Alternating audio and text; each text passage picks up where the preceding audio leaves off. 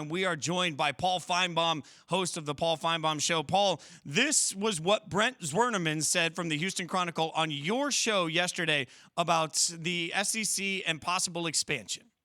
With it out in the public and there not being any flat denials from anyone with the SEC, from anyone from Texas or Oklahoma, things are going to move forward pretty rapidly. In fact, my insider said that there could be an announcement within 2 weeks in terms of making this a 16-team conference. So, Paul, you buying it? Do you think the SEC is going to be a 16-team conference in the next few weeks? Thugs always buy stuff like that. You know that. Man, I'll get to that in a minute, but let me answer your question. I absolutely do. This thing has been going on for a while, and I think in covering many big stories, Jason, I've never seen one like this that has such magnitude and such impact with no denials at all. The commissioner of the Southeastern Conference, Greg Sankey, yesterday was asked about it.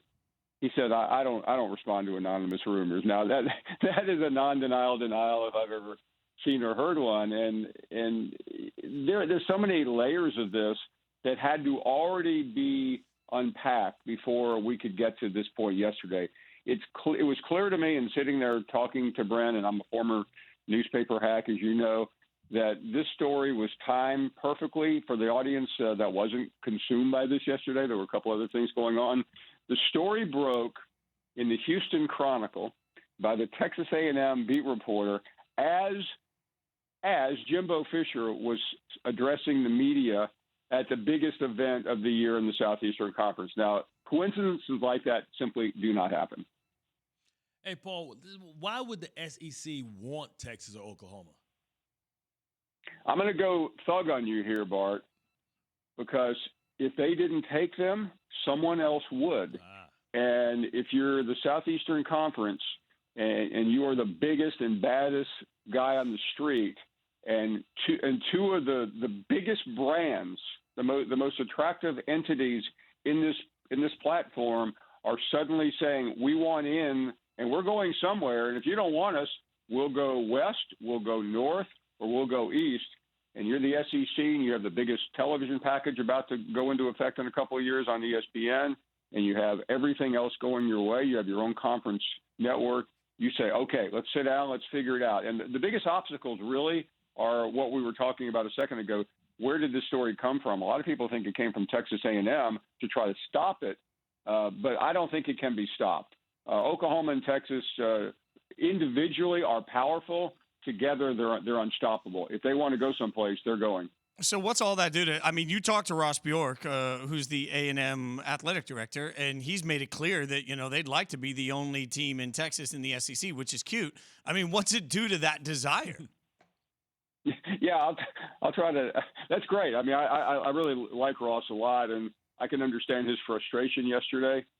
But ultimately, there are 14 schools in the SEC, and if they find out, which I'm pretty sure they have, that they're not going to lose a dollar over this, and the possibility of making tens of millions of dollars more because of the value are going to happen down the road, then they will vote in favor. I think the bylaws say that in the SEC, if there are 3 no votes, it can be stopped. The only two that I would think would try to block Texas are their former brothers and sisters from the Big 12, Missouri and Texas A&M. I don't think anybody else is going to step to the plate. If you're Alabama and if you're Georgia and Florida, you're just saying, you know what, with the college football playoff about to go to 12 teams, with money flowing in here like we're Goldman Sachs, bring it on. Let's just put everybody else to bed, even though we've been doing that anyway. Speaking about straight cash, homie, what about the comments of Nick Saban yesterday, with his comments about the NIL and Bryce Young, potentially maybe getting $1 million endorsement deal without even being named the starter, and the fact that he said it's more about the brand. Was he recruiting the entire country by saying, you come here, you ain't even got to be that good, just because of the brand, you're going to get that straight cash? How did you figure that one out, my friend? Here's the deal. And Bart, I try not to go.